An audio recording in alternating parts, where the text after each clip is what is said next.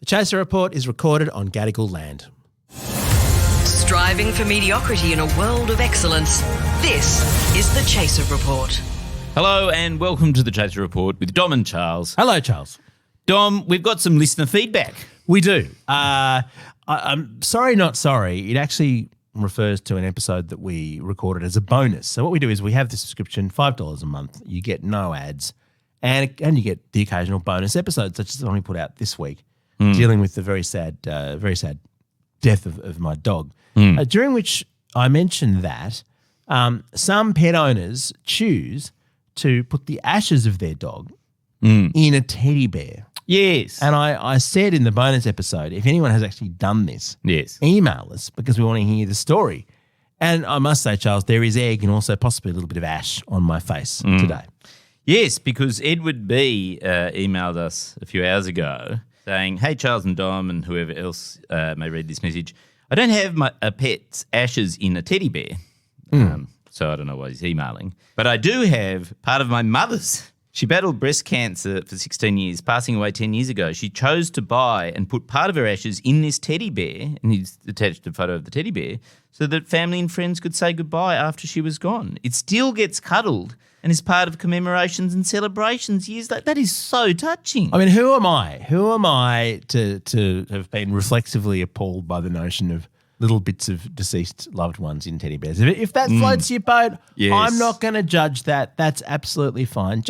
I just think they should be clearly marked, okay? Yes. I think they should be very clearly marked so that if a child hugs a teddy bear that says something like, cuddle me in remembrance or something, you can identify that one because it's going to be an awkward explanation for a young child. It's possibly going to terrify the living crap out of a young child as well. Learning a little bit of great-grandma is, inside Ted. But that's okay. No, that's all right. I'm glad that this person who contacted us gained solace from that and wasn't too offended clearly by my remarks. And says obviously a little bit different from a pet, but it is a beautiful thing to have to represent a loved one. Okay. So I think I'm gonna do that when I die. Because I've always thought I should be buried, but I found out the other day because you can't do that anymore. You can't do that. No, it's incredibly bad for the environment. Bad for the environment. Incredibly expensive as well. Yeah. And there's not many cemeteries that do it. Like you've got to actually travel well out of Sydney. Yeah, we don't have land for this shit anymore. Yeah. Frankly, any with all due respect to grieving people. Yes. Any future plot of land used for a cemetery, we just need that for housing. We just need that for your descendants' housing. Oh, okay.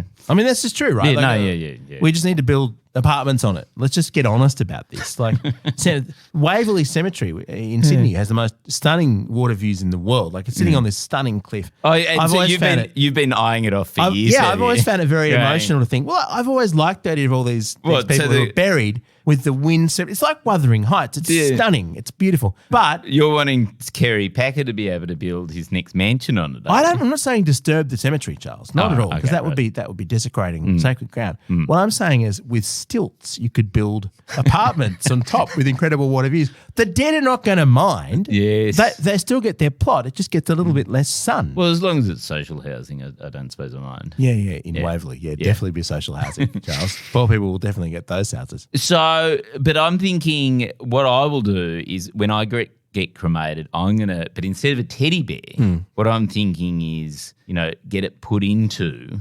something a little bit more me. You know what I mean? Like teddy. I'm not a cuddly teddy fella. Yeah, my niece and nephew found this stuffed toy kind of poo emoji. Yes, which I think would be exactly. That's perfectly fitting. Cuddle this and remember Charles. Lots to talk about today. I've got this extraordinary recycling scheme from Queensland that went fairly awry. Ooh, Charles. okay. We'll get into that and some other news after this. And thank you for indulging our plug about the bonus episodes that people who pay us $5 a month get on Acast Plus and via Apple. So, I mean, the Australian does like to rip into Labor states. Of course they do. But sometimes it's kind of justified. So good on you, the Australian, for reporting this. Queensland has had a scheme for a while. It's kind of a lovely scheme for kids where kids create a lot of waste with things like poppers, right?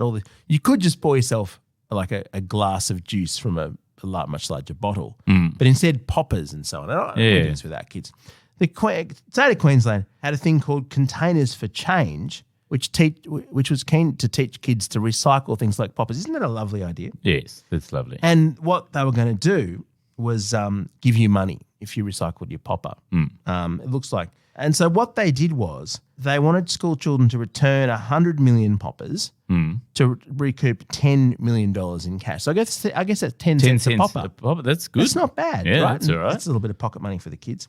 There's just one slight problem with the scheme, which included such characters as Harry Popper, Dolly Parton, Bruce Deuce, and Annie Smith, which is not a pun. I don't know how Annie Smith fits in there. But anyway, what do you think the problem was with the Queensland government's popper recycling scheme, which ended up with them paying $12.69 million to residents who recycled poppers? Was it something to do with the involvement of bikie gangs? Was there cartels Who used the poppers to then transform meth across borders? Yeah. No, not quite. Well, I can't imagine. Why would there be a problem? Was it that school bullies would go around and grab poppers off kids? Give me your poppers or I'll punch you in the head. That probably happened. It's Queensland. Yeah. But no. That was actually probably encouraged. That's how they found the front row of the Maroons, the state of origin. Well, logistics, Charles, simple logistics. I mean, you have a dream that you're going to get kids recycling and you pay them money. Yeah. The problem is you got to recycle the things you collect. Oh, no. And so this started in 2018. The problem is Queensland has not ever had capacity to recycle poppers. I mean, it's cardboard with plastic on it. It's a little bit complicated, certainly for Queenslanders. So what they did was the government was forced to sell the waste to a private Brisbane company called the Genuine Recycling Group. It's got the word genuine in the name of the company, Charles. It sounds, that does sound a little dodgy. If you've got to put the word genuine in as a trademark. So I'm guessing that they had no capacity to actually. So wait a minute, they sold. So the Genuine bought the poppers, did they? No, or they bought them. Yep, they bought the popper containers. They bought the popper containers from the government. What they did was they shipped them all off to India. Oh no! So the poppers from the developed world, just got shipped on massive barges, presumably, off to India to be recycled, and supposedly turned into pulp that was used for construction. I thought that was illegal. I thought that the government had cracked down on. That's another problem. Oh, okay. Right. But it hasn't happened yet. It's going to happen from next year. There's a federal law to prevent us shipping our waste offshore. Right. Okay. So it was all above board. It was just we exported all the poppers to the third world. There was no evidence. So there was an audit, and there was everyone benefits except for Indians. Well, it's not actually clear whether it's being recycled over there. There's no positive proof that it's being recycled rather than it's being dumped in a giant landfill. Yes. But it might be being recycled. My understanding is a lot of that waste actually gets dumped in the ocean. So maybe actually it'll end up back in Queensland. and that is genuine recycling. And then they can pay the 10 cents all over again. Yeah, can't that's they? right. There you go. So, I mean, it sounded like a nice idea, didn't it, having all the kids bringing back their poppers. Sending it off to just dump it on India to deal with, not such a great... Prime Minister Modi didn't mention, he didn't say thank you for the poppers during his big rally in Sydney this week. You know, though, Charles, this is the last line of the Australian story about the recycling. They could have just sent it to Victoria, where they actually can recycle liquid paperboard. And 620 tonnes of it was recycled last year. So there you go. Yeah. I mean, India is much closer to Queensland than Victoria, of course. We've been talking about The Voice a bit this week, Charles. Here's another story for you. Scott Morrison is against The Voice, having previously sort of discussed it and waived the idea of it. Oh, that's good news for The Voice.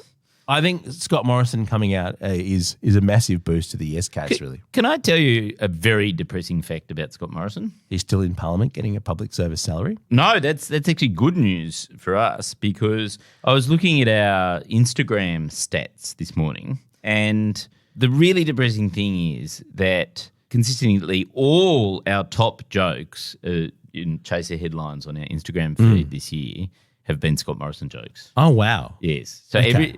even though he hasn't been Prime Minister for over a year. And even though it's getting a little bit hackneyed to make jokes about his job. It was hackneyed about 4 years ago to make jokes about it. But things like during the coronation, it was like awkward. Scott Morrison accidentally appoints himself king. I saw that and I thought, wow, they're still beating that drum. Yeah, I know, exactly. Like, no, I'm not proud of this, but they're like the top rating ones. Scott Morrison rejected from PwC job despite having references from 5 previous ministers. I think we may have made that joke on the podcast, Yes. even though. Well, that's probably. I mean, the thing about it is, it is still very funny. Yeah. That scandal is still one of the best scandals of my life in Australian politics. Behind that is why would we possibly need to enshrine Indigenous representation in the Constitution, asks former Indigenous Affairs Minister Tony Abbott. I mean, what are we doing? Scott Morrison says actually that he's very happy to have recognition of First Nations people in the Constitution, just not this one, just not this one, just not the culmination of the process that he personally advanced while Prime Minister. So I don't really know what's changed. Which constitution should it be enshrined? Oh, he's got 5 other constitutions that he's put together. Okay, fair enough. The Chaser Report. Less news, more often. Well, Charles, I got some news from Wall Street. Oh, okay, yes. Oh, this is good. This is very interesting. What happened was, that blast at the Pentagon wiped billions of dollars off Wall Street. Yes, I saw terrible photos of the Pentagon. America's under attack, Dom. It's under attack. I think we should sell immediately. And the important thing in the stock market world, Charles, is that it's all about speed, isn't it? I mean, you see something, you've got to be the first to dump your stock because otherwise you'll be too late and already will have lost its value. Yes, that's right. So if you see a picture of, for instance, the Pentagon burning, yes, you shouldn't under any circumstances check whether it's just a AI-generated hoax. Well, hang on. So that was an AI-generated hope. Well, now we know that, but Really? I'd already sold all my stocks off. Oh, yeah, I didn't know that at all. I've been shorting the market all morning. When did this happen? How did we find out? Why didn't anyone tell me? I loved it in the Sydney Morning Herald kind of report on this, that someone's done a red cross through the picture just to make sure it's not clear. Someone with the Twitter account at Bloomberg Feed, which is not a real Bloomberg account, large explosion near the Pentagon complex in Washington, D.C., initial report.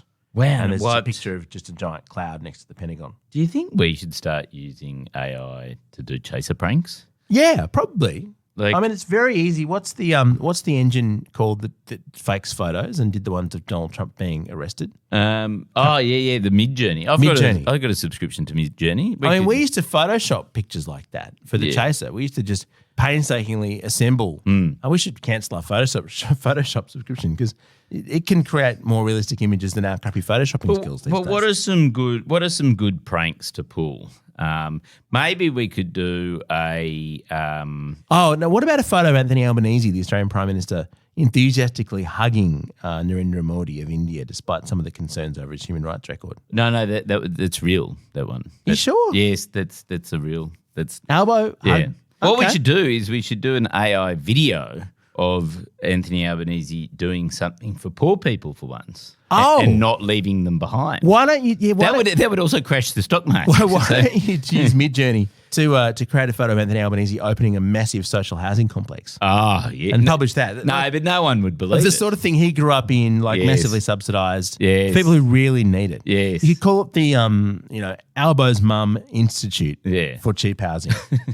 Or the Albo's Mum Mansions. It's sad, isn't it? The really sad thing about it is I'm sure he still believes in the idea somewhere. I don't think he's abandoned his principles. I think he's just been convinced that, we've done whole episodes on this, that you can afford to wait for a while. Yeah. Charles, it's where you finish up. It's where you finish up, not now. Yes. He can do it in his last term, whenever that is. And look, I'm going to tell you something interesting. Once, Dom. I Go know on. it's not really what this podcast's about, but I'm going to just tell you a little bit of insight Lay it on me. that I worked out the other day, which is that, you know how everyone thinks, Albo runs a bit of a cabinet of equals, a bit like Bob Hawke does. He's got people who historically he's not necessarily gotten along with, it's side by side with him in cabinet. It's a people team, like that's what you're saying. Chris Bowen, who, for a long time was vying for the same position, like wanted to lead the Labor Party. That seems amusing in hindsight, doesn't it? You know, a lot of, you know, sort of people from different factions within the ALP. And then I realised that actually the assistant minister of all those ministers, of all his greatest opponents in cabinet, all his assistant ministers are Albo fucking suckholes. Like literally every single one of them. If you go through it, so Chris Bowen, who's the trade minister, underneath him is Tim Ayres, absolutely staunch factional ally of Anthony Albanese.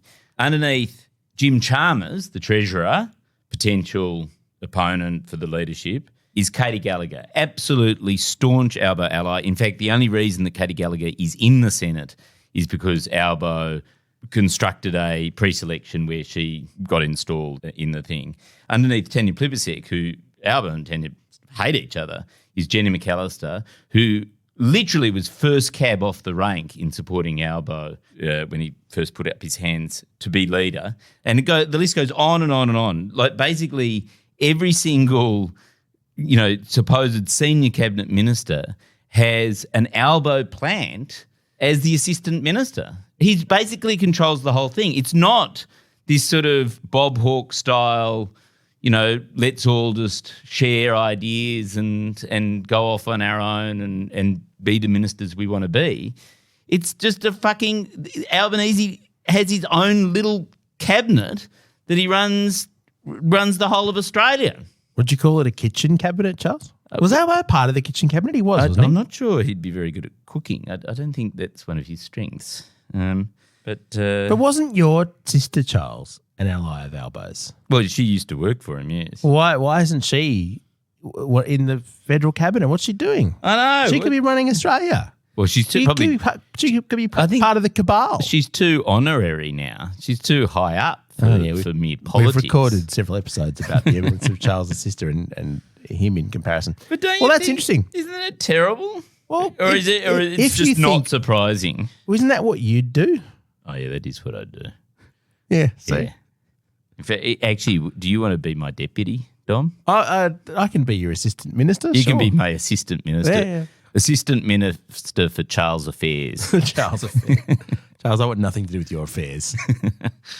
Man, is it the weekend yet? Can we go? Can we go home? I think we can. I think it's we've successfully reached the end of the week. It has been a bit of a grind.